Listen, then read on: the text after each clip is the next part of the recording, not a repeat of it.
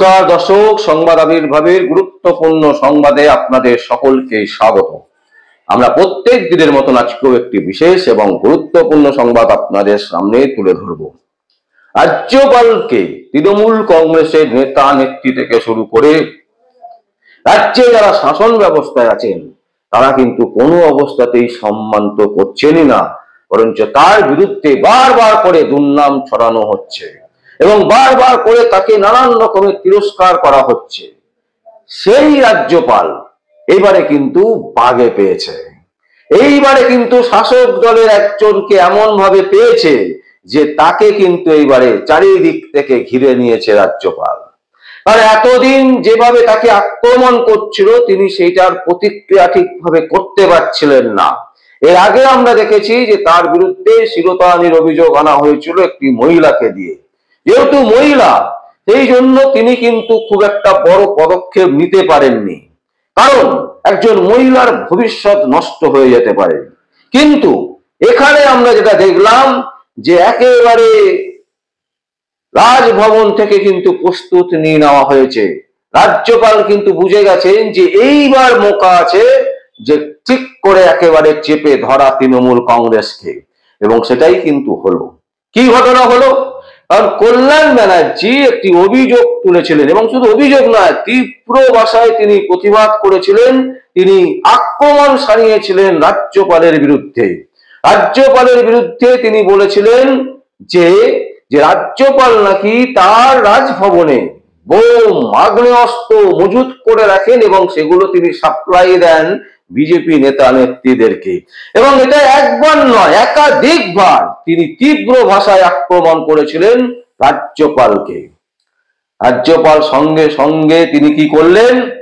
তিনি সাথে সাথে কলকাতা পুলিশকে ইনফর্ম করলেন, তিনি বিএসএফ কে ইনফর্ম করলেন, সেন্ট্রাল বাহিনীকে ইনফর্ম করলেন, তিনি বোম স্কোয়াডকে ইনফর্ম করলেন, তদন্তকারী সংস্থাদের ইনফর্ম করলেন, বললেন যে আসো সবাই মিলে রাজভবনে তদন্ত হোক, তদন্ত চলুক।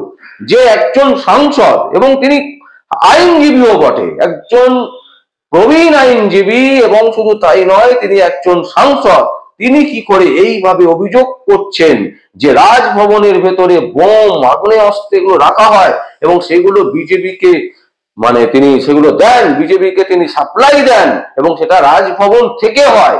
এই যে অভিযোগ, এই অভিযোগের সত্য কি আছে তার জন্য তিনি তদন্ত করান। পুরো রাজভবন তন্ন তন্ন করে কুকুর নিয়ে আসা হয়, পুলিশ স্টক কুকুর, যারা যে সমস্ত কুকুরেরা ট্রেনিং প্রাপ্ত তাদেরকে দিয়েও কিন্তু রাজভবন একেবারে তন্ন তন্ন করে খোঁজা হয় যে কোথাও বোম রাখা আছে কিনা, কোথাও আগ্নেয়াস্ত্র রাখা আছে কিনা, কিন্তু কোনো রকমের কোনো কিছু পাওয়া যায়নি। এইবারে রাজ্যপাল বুঝে গেছেন যে এইবার যখন পাওয়া যায়নি এবং এত বড় একটা গুরুতর অভিযোগ করছেন রাজ্যপালের বিরুদ্ধে, রাজ্যপাল তো ছেড়ে কথা বলবেন না। তিনি এবার কি করলেন? হেয়ার স্ট্রিট থানায় এফআইআর রুজু করলেন, এবং বেশ কিছু ধারায় এফআইআর রুজু হয়েছে গুরুত্বপূর্ণ ধারাতে, যেখানে রাজ্যপালের সম্মানকে ম্লান করা হচ্ছে এবং জামিন অযুক্ত ধারাও কিন্তু সেখানে প্রয়োগ করা হয়েছে।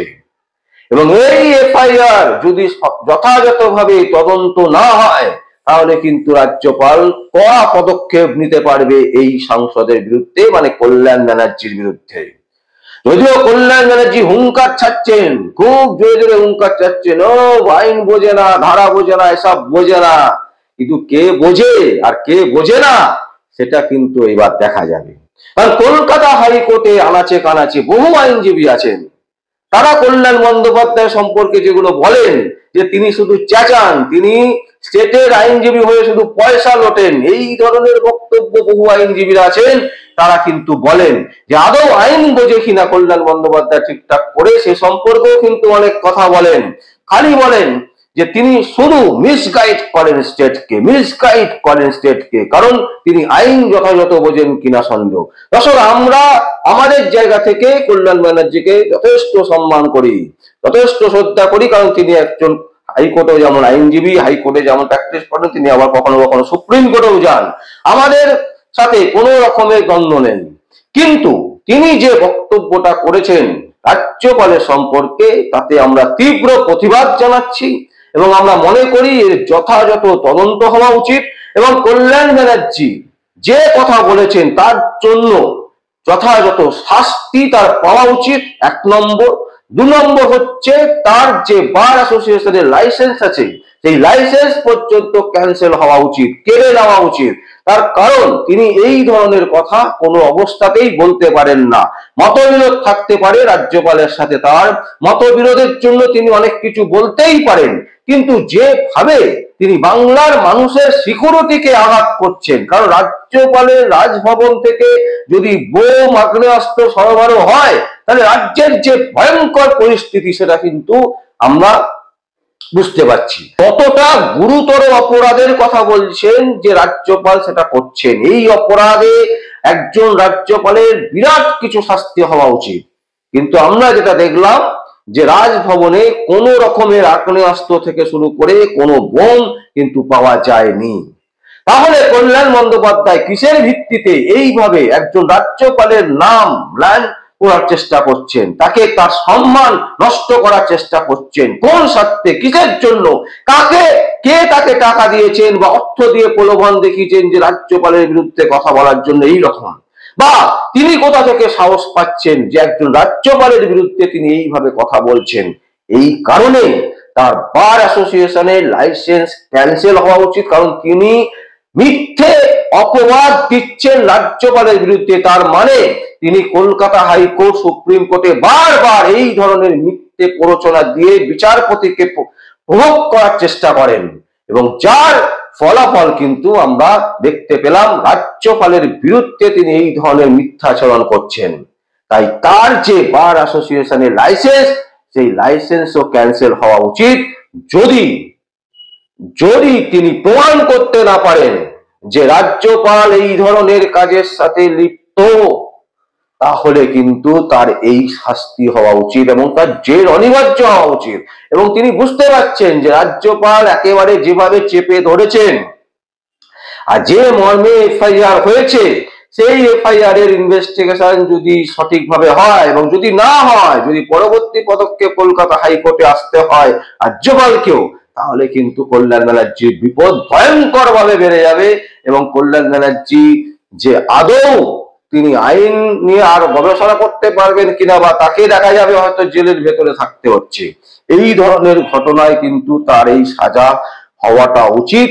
তবেই কিন্তু বাংলার মানুষ যে যাকে খুশি অসম্মান করবে এবং যাকে খুশি, এবং এটা একটা গুরুতর অভিযোগ যেখানে বাংলার সিকিউরিটির ব্যাপার আছে, সেই ধরনের গুরুতর অভিযোগ যিনি করছেন এবং তিনি যদি প্রমাণ করতে না পারেন তার বিরুদ্ধে যথাযথ ব্যবস্থা হওয়া উচিত।